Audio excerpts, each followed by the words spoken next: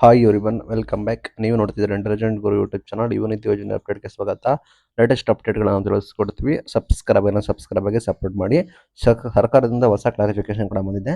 ಒಂದು ನೀವು ಗಮನಿಸಬಹುದು, ಗ್ಯಾರಂಟಿ ಯೋಜನೆಗಳನ್ನ ಇದನ್ನ ಮಾಡ್ತಾ ಇದ್ದಾರೆ, ಲೈಕ್ ಪರಿಷ್ಕರಣೆ ಕೂಡ ಮಾಡ್ತಾ ಇದ್ದಾರೆ.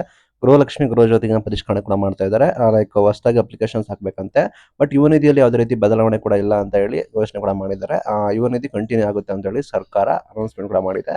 ಅಂದ್ರೆ ಕೆಲವೊಬ್ಬರಿಗೆ ಡೌಟ್ ಇತ್ತು, ಯುವನಿಧಿ ಯೋಜನೆ ಅಮೌಂಟ್ ಆಗ್ತಿಲ್ಲ, ರದ್ದು ಪಡಿಸಿದ್ರ ಏನು ಅಂತ. ಇಲ್ಲ, ಆ ರೀತಿ ಯುವನಿಧಿ ಯೋಜನೆ ಕಂಟಿನ್ಯೂ ಆಗೋದನ್ನ ಸರ್ಕಾರ ಹೇಳಿದ್ದಾರೆ. ಬಟ್ ಹಣ ಮಾತ್ರ ಬಿಡುಗಡೆ ಕೂಡ ಮಾಡ್ತಾ ಇಲ್ಲ ಕಳೆದ 5-6 ತಿಂಗಳಿಂದ. ಬಟ್ ಅದು ಏನಕ್ಕೆ ಏನು ಎತ್ತ ಅಂತ ಹೇಳ್ತಾ ಇಲ್ಲ.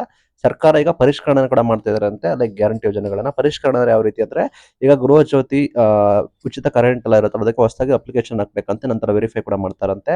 ಲೈಕ್ ಕೆಲವೊಂದು ಡಾಟಾಗಳು ಸರಿ ಇಲ್ಲ, ಸತ್ತವರದೆಲ್ಲ ಮಾಹಿತಿ ಇದೆ, ಅವರೆಲ್ಲ ಪಡ್ಕೊಳ್ತಾ ಇದ್ದಾರೆ ಅಂತ ಆರೋಪ ಕೂಡ ಇದೆ. ಅಂಡ್ ಯುವನಿಧಿ ಯೋಜನೆ ಯಾವುದೇ ಕಾರಣಕ್ಕೂ ರದ್ದುಪಡಿಸೋದಿಲ್ಲ ಅಂತ ಹೇಳ್ತಿದ್ದಾರೆ. ಸರ್ಕಾರ ಹಣ ಬಿಡುಗಡೆ ಮಾಡಿಲ್ಲ, ಹಾಗಾಗಿ ಹಣ ಪೆಂಡಿಂಗ್ ಆಗಿದೆ, ಶೀಘ್ರದಲ್ಲೇ ಜಮೆ ಮಾಡ್ತೀವಿ ಅಂತ ಹೇಳಿ ಹೇಳ್ತಾ ಇದ್ದಾರೆ. ಬಟ್ ಅಧಿಕೃತ ದಿನಾಂಕ ಅನೌನ್ಸ್ಮೆಂಟ್ ಕೂಡ ಆಗಿಲ್ಲ. ನಿಮ್ಮ ಗಮನಕ್ಕೆ ಇರಲಿ ಅಂತ ವಿಡಿಯೋ ಮಾಡಿದ್ದೀನಿ. ಯುವನಿಧಿ ಯೋಜನೆ ಬಂದ್ ಆಗೋದಿಲ್ಲ ಅಂತ ಹೇಳಿ ಸರ್ಕಾರದಿಂದ ಒಂದು ಸ್ಪಷ್ಟನೆ ಕೂಡ ಸಿಕ್ಕಿದೆ. Big update. Thank you.